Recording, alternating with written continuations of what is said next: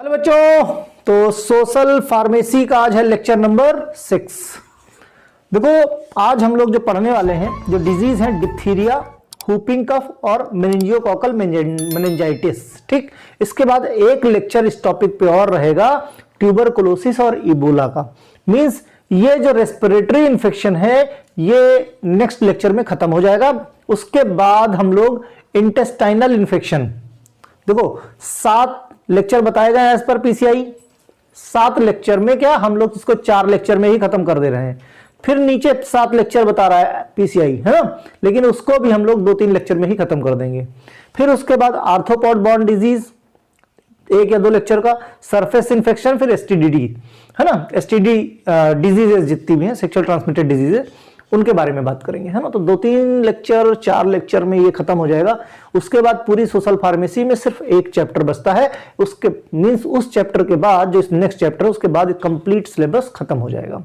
फिर हम लोग क्या करेंगे, जो एचएपी के बचे हुए सब्जेक्ट हैं और टॉपिक्स हैं 2-4, और जो फार्माकोग्नोसी में 4-6-8 टॉपिक बचे हुए हैं उनको कवर कर लेंगे। इससे फर्स्ट ईयर का 100% खत्म हो जाएगा पूरा का पूरा सिलेबस। ओके, चलो भाई शुरू करते हैं। पहली डिजीज है डिप्थीरिया। डिप्थीरिया को गांव में गला घोटू भी बोलते हैं। गला घोटू इसलिए बोलते हैं क्योंकि ये क्या होता है, गले की बीमारी होती है। बेसिकली डिप्थीरिया एक प्रकार का इंफेक्शन फैलाने वाली बीमारी है जो आम बोलचाल की भाषा में गला घोटू भी कहा जाता है ना। जैसे बच्चे को देखो, बच्चे की जो फोटो लगी हुई है, फोटो में देखो क्या है, यहां पे स्वेलिंग आ जाती है। इवन अगर कोई मुंह फैला के देखे तो यहां पे क्या है, यहां पे जो ग्लैंड्स हैं उन ग्लैंड्स में स्वेलिंग आ जाती है। स्वेलिंग आ जाने के वजह ना खाना निगल पाता है बच्चा, ना लार निगल पाता है सलाइवा, और ना ही, और धीरे धीरे करके सांस लेने में भी दिक्कत होनी शुरू हो जाती है ना। तो मीन्स बड़ा ही पेनफुल और बहुत कम्युनिकेबल, बड़ी खतरनाक डिजीज होती है। तो नाम ही है क्या, गला घोटू। अब सोचो गला घोट देने वाली जो बीमारी है कितनी खतरनाक होगी, राइट। यह रोग कोराइन बैक्टीरियम डिप्थीरिया के कारण होता है, जो कि मुख्यतः गले के ऊपरी अपर रेस्पिरेटरी ट्रैक्ट पे, है ना, गले के ऊपरी वायु मार्ग को संक्रमित करता है, मींस इंफेक्शन फैलाता है, तथा टॉक्सिन एवं अन्य अंगों, जो इनसे टॉक्सिन्स निकलते हैं उन बैक्टीरिया से, वो बाकी अदर पार्ट्स में बॉडी को क्या इन्फेक्ट करते हैं। अन्य प्रकार का डिप्थीरिया गला और कभी कभी टॉन्सिल को भी प्रभावित करता है, टॉन्सिल भी बढ़ जाता है। रोहिणी या डिप्थीरिया उग्र संक्रामक रोग जो 2 से लेकर 11 साल की आयु के बालकों में अधिक होता है। मतलब 2 से 11 साल के जो छोटे बच्चे होते हैं उनमें ज्यादा होता है ना। इंक्यूबेशन पीरियड 2 से लेकर 4 दिन तक। रोग प्रायः गले में होता है और टॉन्सिल में इंफेक्शन फैल जाता है, टॉन्सिल बढ़ जाता है। ये तो बात रही थोड़ी सी हिंदी में, मुश्किल रहती है हिंदी थोड़ा सा, है ना, लेकिन बच्चे समझते हैं तो समझाना जरूरी है। डिप्थीरिया बेसिकली बैक्टीरियल इंफेक्शन है। अभी हम सारे रेस्पिरेटरी ट्रैक के इंफेक्शंस देख रहे हैं, तो ऑब्वियसली हमारा डिप्थीरिया भी रेस्पिरेटरी ट्रैक का इंफेक्शन। मैंने कहा mode of transmission most of the respiratory tract infection के सेम होते हैं, तो इसलिए ध्यान रखना, क्योंकि बाकी चीजों में कंफ्यूजन बहुत होगा। Spread easily and occurs quickly. जितने भी रेस्पिरेटरी डिजीजेज हैं वो जल्दी से जल्दी स्प्रेड हो जाती हैं और बहुत तेजी से बॉडी के अंदर फैल जाती हैं, क्योंकि भाई रेस्पिरेशन के थ्रू अंदर गया, और रेस्पिरेशन के थ्रू ऑक्सीजन भी जाती है और साथ साथ में ड्रॉपलेट्स भी चले गए, इन्फेक्शन भी चला गया, तो वो हर जगह बॉडी में बहुत तेजी से फैल जाता है। Affected from knows and throat. नाक बोले तो साइनस, है ना, और थ्रोट मींस सोर थ्रोट, और उसके अगल बगल के टॉन्सिल्स। ये इतनी चीजें बहुत ज्यादा इनसे इन्फेक्टेड होती है, इनमें स्वेलिंग बहुत ज्यादा आ जाती है, जिसकी वजह से टॉन्सिल बढ़ने की वजह से सांस लेना या सलाइवा का निगलना भी मुश्किल हो जाता है। चिल्ड्रन अंडर 5 साल से छोटे बच्चे, या 5 साल से 11 साल तक का एवरेज मान के चलो, और 60 साल से ज्यादा। मीन्स ये माना जाता है कि 5 साल से छोटे बच्चे और 60 साल से ऊपर के बच्चों की इम्यूनिटी वीक हो जाती है, या बच्चे 60 साल से ऊपर के बच्चे बोलो, बूढ़े बोलो, क्योंकि बूढ़े और बच्चे एक बराबर। ठीक जिस तरह से जिद छोटे बच्चे करते हैं वैसी ही जिद 60 साल के बूढ़े भी करते हैं, है ना। तो और बच्चों को भी समझाना मुश्किल और 60 साल से ऊपर बूढ़ों को भी समझाना मुश्किल, तो बेटर क्या है कि खुद समझ जाओ, है ना। तो जैसे बहुत सारे बच्चे होते हैं अक्सर कोई ना कोई सर्दी जुकाम या इस तरह की बीमारियां बहुत होती रहती है, तो डॉक्टर के पास जाओ, डॉक्टर यूजुअली क्या कहता है 5 साल तक वेट करो, 5 साल के बाद बच्चे में इंप्रूवमेंट आ जाएगा, मींस इम्यूनिटी डेवलप होनी शुरू हो जाती है। पीपुल लिविंग क्राउडेड एरिया या अनहाइजीनिक कंडीशन में, क्योंकि जब क्राउडेड एरिया में रहेंगे तो एक दूसरे से भाई कुछ भी बोल रहे हैं तो ड्रॉपलेट शेयरिंग, बात सामने वाले से कर रहा हो लेकिन उछल के 2-4 ड्रॉपलेट बगल वाले पे गई, बगल वाले का इधर, मींस ये यूजुअली होता रहता है ना। तो क्राउडेड एरिया में या जहां पे गंदगी ज्यादा हो, अनहाइजीनिक कंडीशन ज्यादा होती है, ऐसे एरिया में ये डिप्थीरिया की बीमारी बहुत तेजी से, या फिर बहुत सारे ऐसे लोग, बहुत सारे ऐसे बच्चे जो माल न्यूट्रिशन का शिकार होते हैं या कुपोषण का शिकार होते हैं, ऐसे बच्चे बहुत ज्यादा इनसे इन्फेक्टेड हो जाते हैं। Adult who don't have the up to date immunization, बड़ों की बात करें जिनको इम्यूनाइजेशन अप टू डेट नहीं हुआ, अप टू डेट मतलब बहुत सारे ऐसे इम्यूनाइजेशन हैं जो समय के साथ साथ गवर्नमेंट आपके इम्यूनाइजेशन चार्ट में डालती रहती है। भाई आज से 20 साल पहले के चार्ट आप देख लो, उसमें बहुत कम डिजीज रहती थी। अब के इम्यूनाइजेशन चार्ट देख लो, बहुत सारी ऐसी डिजीज हैं जो एडिशनली ऐड हो गई हैं। तो कहने का मतलब कोई भी अगर टीका बना है, कोई भी वैक्सीन बनी है तो उसको लगवाना मींस अप टू डेट रहना जरूरी है। कॉजेटिव एजेंट डिप्थीरिया का कॉरिनेबैक्टीरियम डिप्थीरिया है। कॉरिनेबैक्टीरियम डिप्थीरिया इंक्यूबेशन पीरियड की बात की जाए तो 2 से लेकर 5 दिन, कुछ किताबों में 2 से 4 दिन लिखा है, कंफ्यूज होने की जरूरत नहीं, 2 से 5 दिन सही डेटा है, ठीक है। एपिडेमियोलॉजी की बात करें अगर हम, तो एपिडेमियोलॉजी सोर्स ऑफ इन्फेक्शन क्या है? भाई जाहिर सी बात है सोर्स ऑफ इन्फेक्शन 2 तरह से होता है सभी रेस्पिरेटरी ट्रैक्ट में इन्फेक्शन, या तो जो पेशेंट है उसके थ्रू हो सकता है, या उस पेशेंट का जो कैरियर है।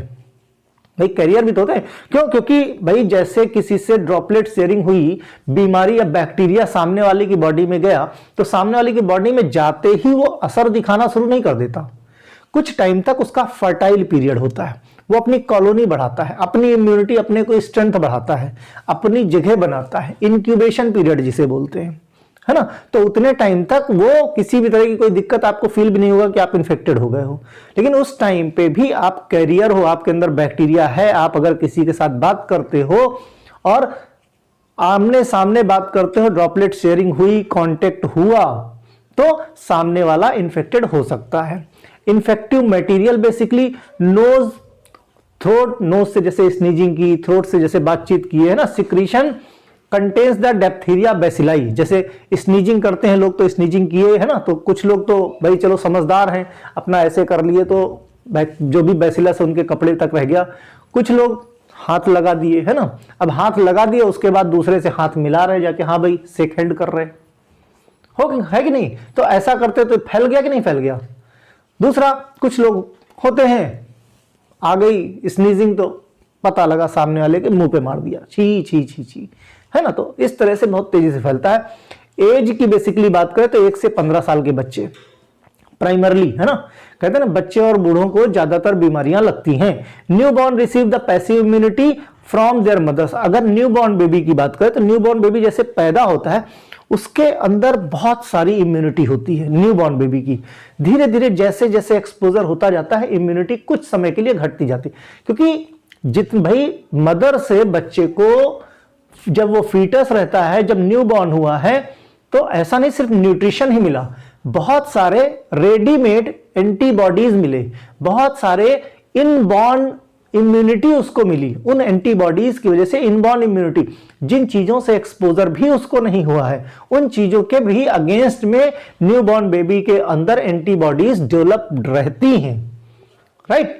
क्यों? क्योंकि वो मदर से डायरेक्टली ट्रांसफर होती है। मदर बताता है बच्चे को ऐसा नहीं सिर्फ जन्म ही नहीं देती, सिर्फ खाना पानी और अपना खून ही नहीं देती है, बहुत सारी एंटीबॉडी रेडीमेड जो रिक्वायर्ड होती हैं कि बेटा तुम दुनिया में जा रहे हो, तुमको इन चीजों से सामना करना पड़ेगा, तो मैं अस्त्र शस्त्र पैदा होते ही तुमको दे रही हूं। अदरवाइज पैदा होते ही बच्चा बीमार पड़ जाए, इसीलिए बीमार नहीं पड़ता। इननेट या इनबॉर्न इम्यूनिटी उसको जो है मदर से ऑटोमेटिकली ट्रांसफर हो जाती है जब वो बच्चा पैदा होता है, ठीक है। तो इसको कहते हैं पैसिव इम्यूनिटी, मींस बच्चे ने एफर्ट नहीं किया उस इम्यूनिटी के लिए, उसको रेडीमेड मिल गए, इसीलिए इसको बोलते हैं पैसिव इम्यूनिटी, ठीक है। Immune to diphtheria with the first few month, पहले कुछ महीने तक, कि भाई बेटा जब तक तुम दूसरों चीजों के टच में नहीं आते, जब तक तुम इस लायक नहीं बन जाते कि तुम इम्यूनिटी अपने अंदर खुद एंटीबॉडीज बना सकते हो, तब तक के लिए मदर ने उसको क्या प्रोटेक्शन देके रखा है, तब तक प्रोटेक्शन। इसीलिए न्यूबॉर्न बेबीज जल्दी बीमार नहीं पड़ते, है ना। और जैसे जैसे 6 महीने साल भर के होते हैं फिर सर्दी जुकाम बुखार लगे ही रहता है। क्लिनिकल प्रेजेंटेशन की बात करें डिप्थीरिया में, तो अर्ली स्टेज की बात करें तो बैड सोर थ्रोट हो जाता है, बहुत ज्यादा गला काटने लगता है, खुद की लार नहीं निकल पाते, पानी नहीं निकल पाते, है ना। लो ग्रेड फीवर होने लगता है, स्वॉलन नेक में जो ग्लैंड्स होती हैं, है ना, अर्ली सिम्टम की बात है, नेक में जो ग्लैंड्स होती हैं उनमें हल्की सी स्वेलिंग शुरू हो जाती है। टॉक्सिन्स और poison caused by the bacteria can cause the lead thick coating in nose and throat in airways. धीरे धीरे करके जैसे जैसे बैक्टीरिया अपना इन्फेक्शन फैलाना शुरू करता है, फैलाता चला जाता है, तो उस कंडीशन में क्या होता है, जो टॉक्सिन्स निकलता है बैक्टीरिया से, जो जिसको हम एंडोटॉक्सिन्स बोलते हैं, है ना, जो एंडोटॉक्सिन्स निकलता है वो एक लेयर बनाता हुआ चला जाता है। वो लेयर जहां तक फैली रहेगी वहां तक इन्फेक्शन बहुत तेजी से, मींस जहां तक वो लेयर टॉक्सिन की फैल गई समझ लो वो एरिया इनका हो गया। कहते हैं ना कि हमने रेखा खींच दी, अब जितनी दूर में हमने रेखा खींच दी वो सारी की सारी जमीन हमारी हो गई। जिसमें दम होते रेखा पार करके दिखाओ, अक्सर पिक्चरों के डायलॉग होते हैं ना, वैसे ही बैक्टीरिया क्या करता है, टॉक्सिन्स फैला देता, उसकी लेयर फैला देता नाक पे, सोर थ्रोट पे, है ना, कि भाई अब यहां तक हमारा, तो वो पैचेस पड़ जाते हैं, नाक मुंह अगर खोल के देखो तो व्हाइट कलर के पैचेस पड़ जाते हैं, वो कुछ और नहीं, इनके टॉक्सिन्स हैं।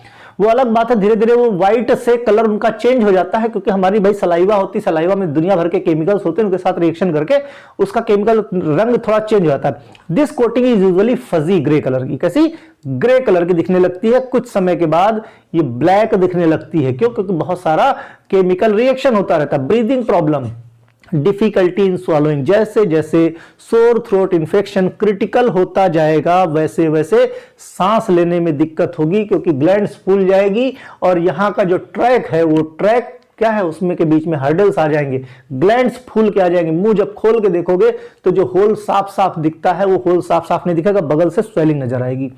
Formation of this coating membrane in the nose, throat, airway make the diphtheria infection different from other more common infections such as the strep infection cause sore throat, है ना। तो ये डिप्थीरिया की अपनी एक अलग पहचान है, अलग कैरेक्टरिस्टिक है कि वो बैक्टीरिया टॉक्सिन्स फैला देता है और अपनी लेयरिंग फैला देता है ना। तो बाकी जो रेस्पिरेटरी ट्रैक्ट के इन्फेक्शन है वो बैक्टीरिया ऐसा नहीं करते, लेकिन ये थोड़ा अलग टाइप का बैक्टीरिया है, इसीलिए ये क्या है अपनी जगह बनाना शुरू कर देता है। इसीलिए इसका नाम ही है गला घोटू, है ना, गला घोट देता है, गला घोट के जानलेवा भी हो जाता है।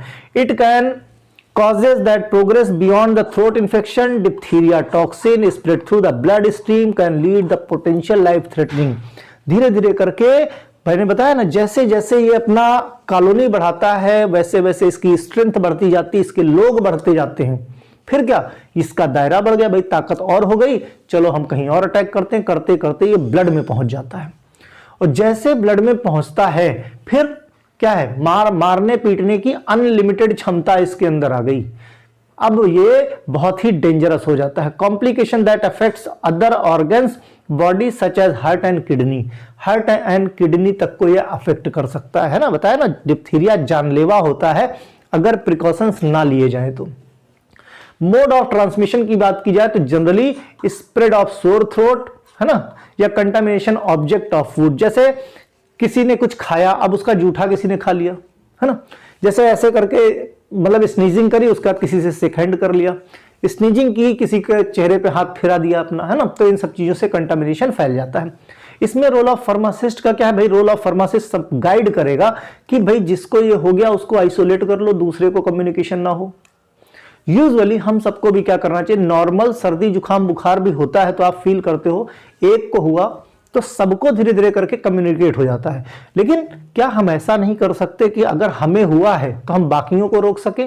देखो फैमिली लाइफ में आइसोलेट होके रहना ये प्रैक्टिकली पॉसिबल नहीं है ना, खासकर जिनके बच्चे हैं तो बच्चों को दूर नहीं किया जा सकता, लेकिन आप एटलीस्ट मास्क का इस्तेमाल कर सकते हो। जब भी आपको सर्दी हो आप डबल मास्क का इस्तेमाल करो। मैं ये नहीं कहता N95 लेके जाओ, ये कपड़े वाले सिंपल डबल मास्क का इस्तेमाल करो, उससे आप खुद फील करोगे कि आपकी सर्दी भी जल्दी ठीक हो जाएगी और आपके बच्चे, आपकी बीवी, आपकी माँ बहन, इनको भी इन्फेक्शन नहीं फैलेगा।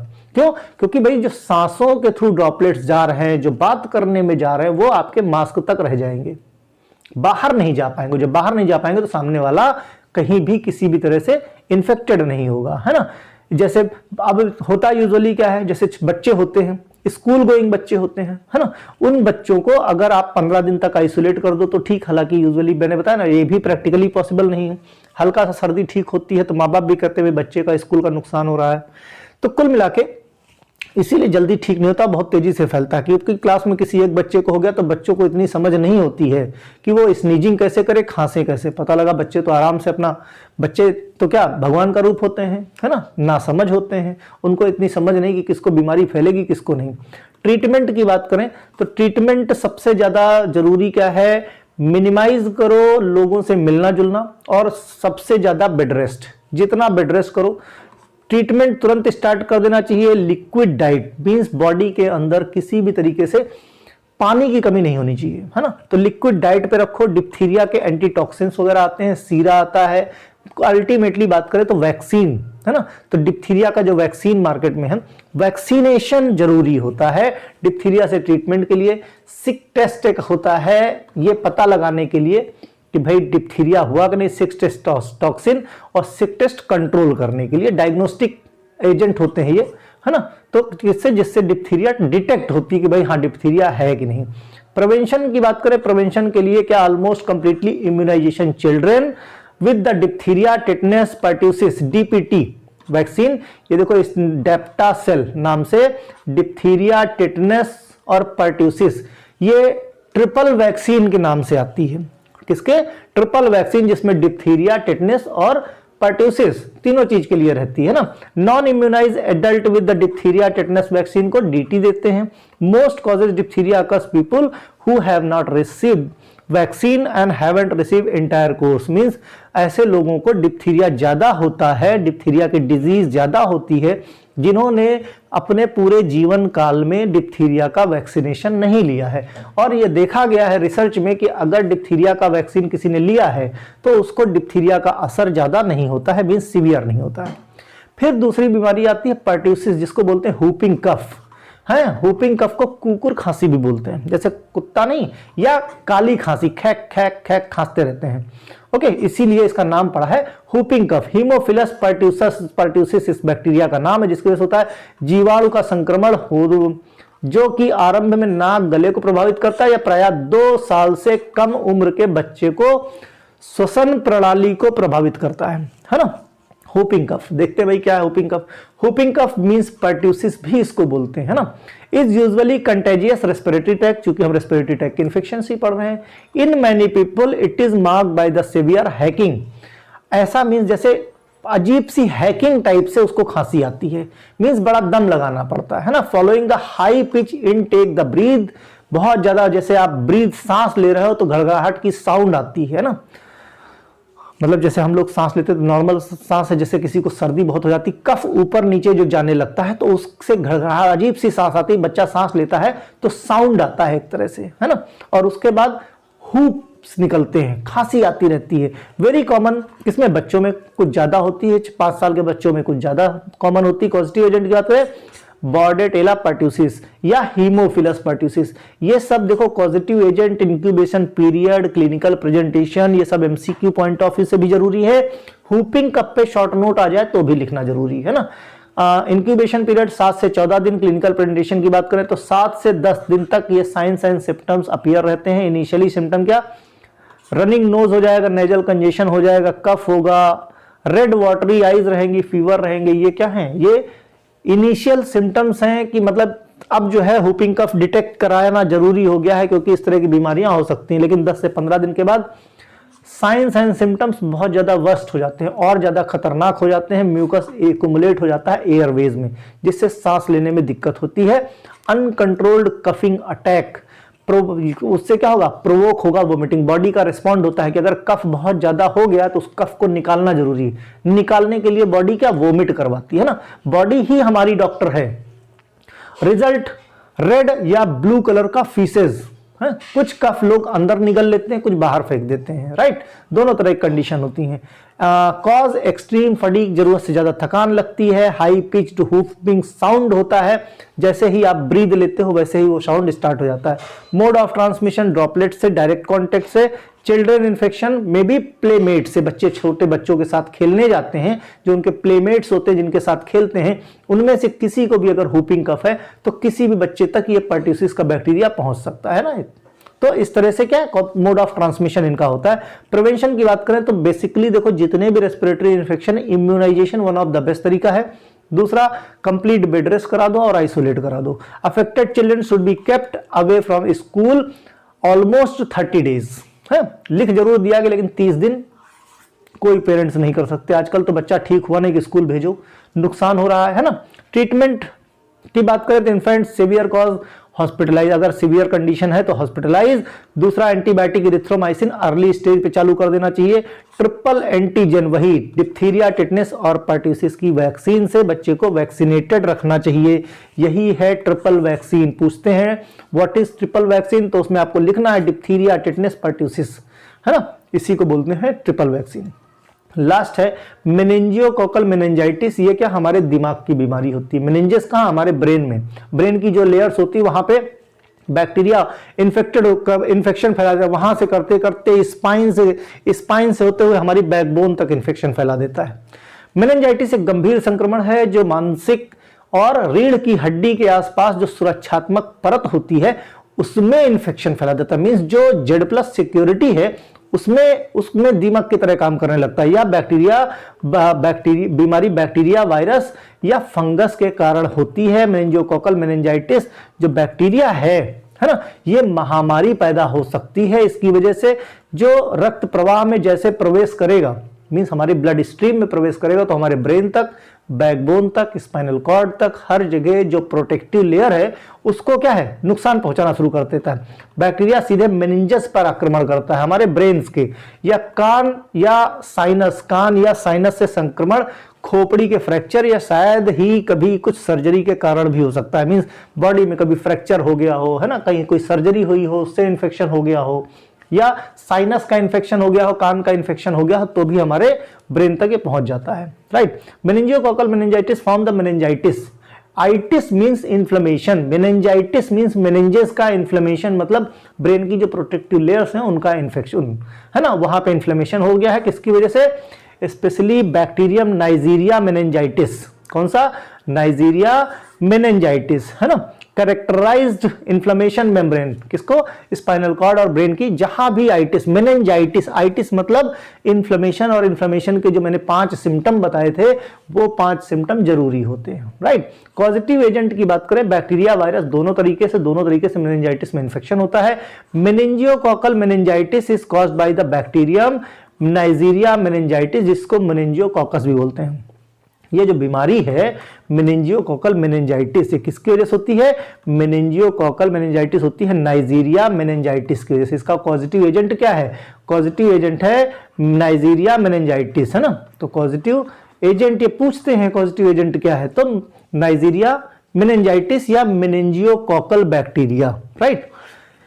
एपिडेमियोलॉजी की बात करें तो सोर्स ऑफ इन्फेक्शन किससे? इनहेलेशन, अगेन वही सेम प्रोसेस है, सिक्रीशन या किसी भी तरह से स्नीजिंग हो गई।